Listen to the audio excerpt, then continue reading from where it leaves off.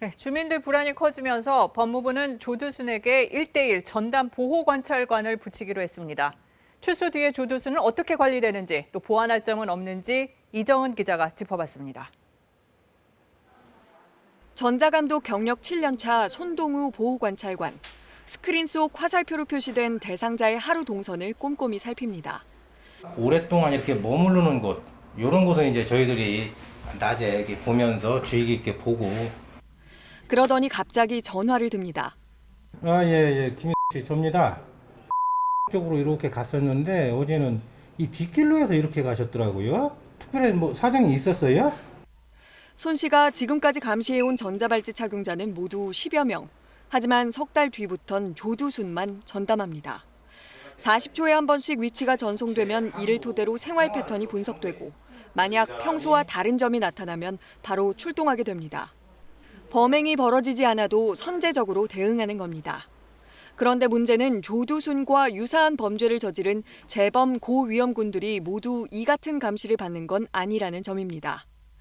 전국적으로 192명에 이르는데 지난해부터 1대1 전자감독이 시행돼 모두 24시간 전담 관찰 대상이지만 실제로 1대1 관찰을 받는 건 24명뿐입니다.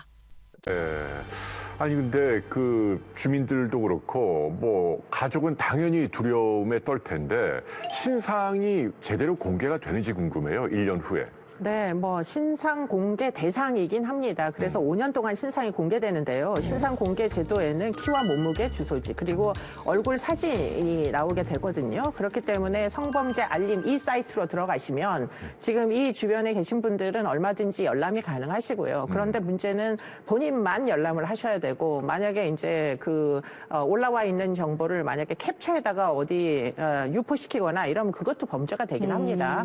과태료 500만 원까지 낼 수 있고요. 네. 그렇기 때문에 그냥 그 사이트에 들어가셔서 혼자 확인해 보시면 좋겠고요. 그거는 왜 그렇게 운영을 할까요? 네, 그렇게. 어차피 공개하기로 했으면 그 주민들이 다 알도록 하는 게 왜 나쁘다는 거죠? 그런데 이제 개인정보보호법이 또 있어가지고 일단은 출소를 하기 때문에 일반 시민들하고 똑같은 권리를 이제 누릴 수가 있게 되는 거거든요. 그러다 보니까 다만 이제 알림 이 사이트에만 정보를 제공을 한다 하는 걸 아주 한정적으로 위헌 소지가 있음에도 불구하고 아동들의 이제 안전한 생활을 위해 가지고 그야말로 특별법의 형태로 운영되는 거라서 전체에게 다 공개되지는 않습니다. 그러면 네. 제가 어느 지역에 누가 있구나 하는 걸 알았어요. 네. 들어가서. 네. 그거를 예를 들면 이웃인 승현 씨에게 얘기를 해준다. 이것도 안 되나요? 구두로 진술하는 것까지는 처벌하기가 좀 어렵겠지만 만일 승현 씨에게 캡처해다가 사진을 이메일로 보냈다. 네. 그러면 그것은 충분히 범죄가 될 수 있습니다. 이것도 뭐 출소한 뒤 5년까지만 공개를 그렇습니다. 한다고요? 그렇기 때문에 2026년 이후에는 공개할 수가 없습니다.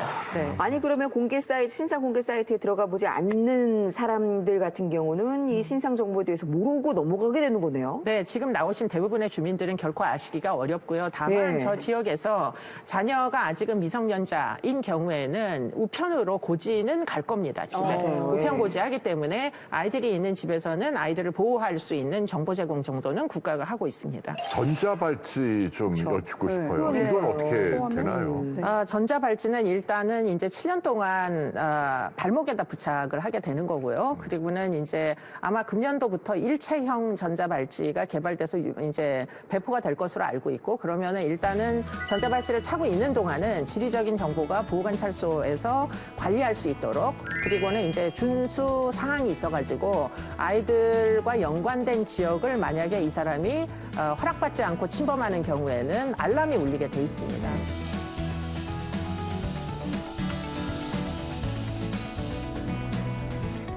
지금 어떻게 자택이신가요? 예. 아니요. 지금 여자친구랑 있는데 예. 물려가지고. 그거 진동이 오는 이유는 아시죠? 저기 장치 간에 부착 장치하고 저기 휴대 장치가 일정 범위를 벗어나게끔 되면 저기 진동이 가게끔 돼 있거든요. 갖고 있거든요.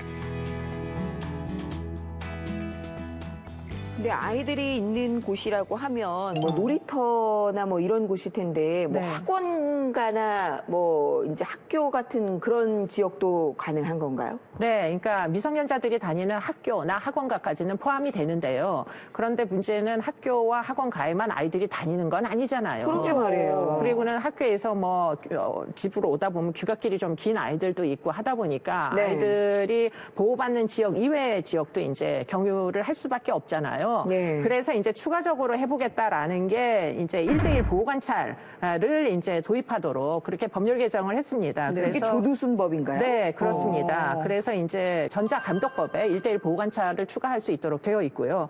그래서 이제 그 1대1 보호관찰은 보호관찰관 한 명이 지금 이 그 사람 대상자를 관리를 하다가 만약에 재본 가능성이 전혀 소각이 안 됐다, 여전히 매우 위험하다라고 판정이 되면 전자발찌 부착 기간을 좀 늘려달라고 청구할 수 있는 권한도 있기 때문에 7년이 지나 보고 만약에 그럼에도 불구하고 재본 가능성이 전혀 줄어들지 않았다고 판단이 되면 7년 이상이 될 수도 있습니다. 착용 기간이. 네. 아마 시청자분들이 가장 궁금해하실 마지막 질문을 드리겠습니다. 조두순이 2020년 12월 13일 출소하게 되는 겁니까? 네, 그렇습니다. 네, 출소하게 됩니다. 조두순은 우리와 같은 똑같은 권리를 행사할 수 있는 일반 시민이 되어서 돌아올 것입니다. 예. 국민 청원 이런 거 다 소용없겠네요. 네, 소용없습니다. 네. 알겠습니다. 많은 분들이 이 기사의 댓글이 다 그거였거든요. 예, 그래서 한번 여쭤봤습니다. 자, 이 조두순 사건 이후에 이제 평생 장애를 갖고 살아가야만 한다던 우리 피해자는 다행히 지난 2010년에 큰 수술을 받아서요, 일상적인 생활은 가능해졌다고 합니다. 이제 어느덧 이제 나이가 이제 성인 가까이 됐을 텐데요. 하지만 안타까운 건 정신적인 충격이겠죠. 이제 조두순이 언젠가는 자신을 찾아오지 않을까 하는 두려움은 여전히 갖고 있다고 합니다.